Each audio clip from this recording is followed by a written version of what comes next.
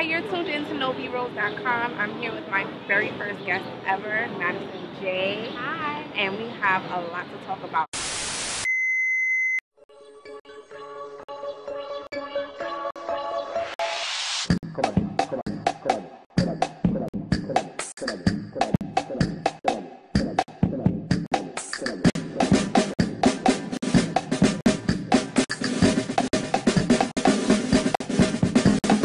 Hey everyone, you're tuned into NoveeRose.com. I'm here about to do an interview with a very special lady. She calls herself the Princess of Entertainment, and it's definitely for a reason. She's done countless interviews with countless celebrities, and she's definitely on her way to success. And I have the scoop. Stay tuned. She's a host. She is a digital producer, WBLS, The Quiet Storm, Lenny Green, entrepreneur, boss lady. I don't even know who is Madison Jaye. I don't just wear one hat in the industry because I don't feel as though there is just one hat if you really want to accomplish anything. When I first set out for this, I just wanted to be, I just want to be on radio. But then I just fell in love with the business side of the entertainment industry. And then I started to realize, you know, I'm creative, I'm an artist, I draw. I met Madison Jaye through Instagram. And one day she followed me and her J-Dog followed me. J-Dog. And I was like, who's this J-Dog person? And first you think somebody is like, you know, Instagram famous. No, and I was like, okay. Let's get a little bit of your background first. Where are you from? And yeah. I'm from Newark, New Jersey. Well, yeah. I know a lot of people say, "Oh my gosh, you just moved to Newark." But yeah, I like to tell people where I'm from because where I'm from, I grew up in poverty. A lot of people don't make it out of situations. I went to Bergen Street School. Yes, I did. And I like to share my story because it helps people who are in identical situations feel as though they may be able to overcome it and just wake their dreams. I went to Essex County, graduated from there. King University, honors student. That's actually where I started my radio. Yeah, Phi Theta Kappa. Really? International Honor Society. I'm a geek. Don't let this fool you. I'm really a geek. Beauty and brains. That's the best combination out there. So when did you realize your passion for the entertainment? Like when exactly was it? The brand of Madison Jaye came through a bunch of failures. The first time I received a passion for radio, it was at King. It's a school that I could afford because I've been on my own since I was 17 years old. Gotcha. So I went to the university that was giving me a scholarship.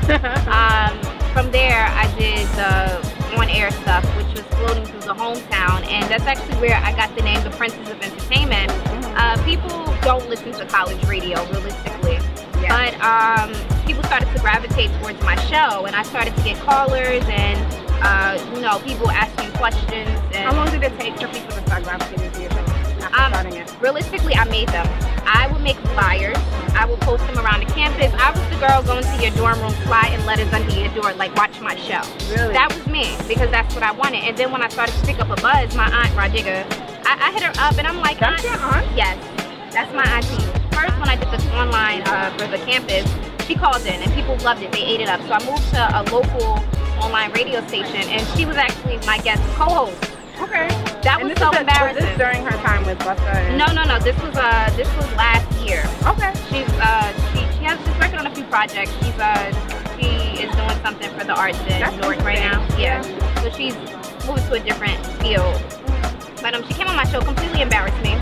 So all of the people who were listening, it was about 5,000 people, and she told them, you know, I changed Madison's diapers. Mind you, I'm trying to be professional. Like, when I gave not even let people know that she's your. No, I'm like, we're professional. Don't do that.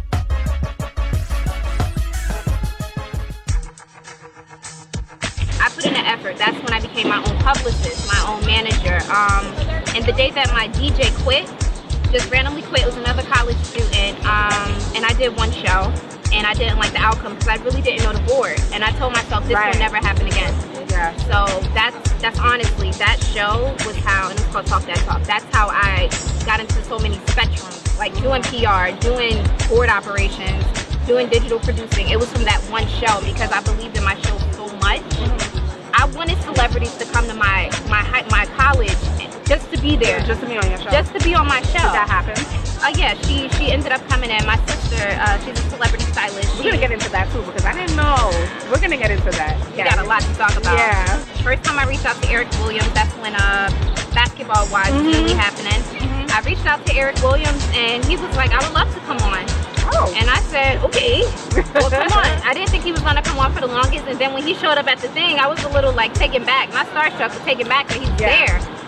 Him and his son came on, interviewed them, Briella from Jerseylicious. That's when that was happening at the time. I booked them to come on, and it was just really nice. They were actually friends of my sister though. Jerseylicious is my show. But what was your first big job basically in the industry? After college. After college, my first, I would say 2. For PR, it was when I did Ice-T's birthday party.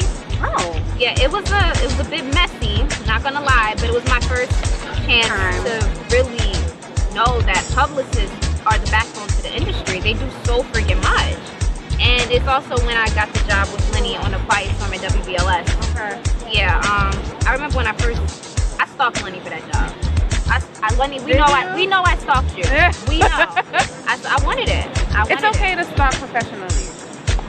Yeah, but I would email him. It actually started off as an internship, and I would email him every Monday, and I would say, you know, just checking up on the status of my app. How do you I know for a lot of us who are trying to break into this industry, how do you balance that? Like, and when you're trying to get a job, when you're trying to get an interview, when you're trying to do something, what is the point where you're like... Consistency. Is it? How do you change it every time? Like, hey, it's me again. I have templates. But I swear to God, I have templates. Like, okay, this is the first Monday that I'm sending. It's going to be the resume, the essay, all of this. The next Monday, it's going to be, hey, just checking up on the status. Then the next one, I have another template, and it's for 8 weeks. That I have the templates. Then I'll start recycling. I don't care. I do not care. So Lenny actually, he was like, you know what? You hit me up every Monday for 2 months. And yes, Lenny, this happened. So you hit me up every Monday for 2 months. Come work for me on Mondays. So I came to work for him, and then now that's an interesting way. Yeah. To say, come work for me. Lenny knows. I was not stopping. He was giving me that job, and that's honestly, that's what it takes. Yeah. How can you handle a position in the industry if you can't be persistent about what you want? And then another thing is like, what makes things stick out about you? Like, why should I talk to you out of all the other people that's hitting me up? You know because what I'm persistent. Yeah. You might not notice me the first month, you might not notice me the first 2 months, but after a while, you're gonna be like, who is this girl? Madison girl that keeps hitting me up. And then you're gonna go to my page and you're gonna see that, you know, I'm about something. You got eventually. Yeah. That's my And then eventually people will start reaching out to you, but it's hard in the beginning.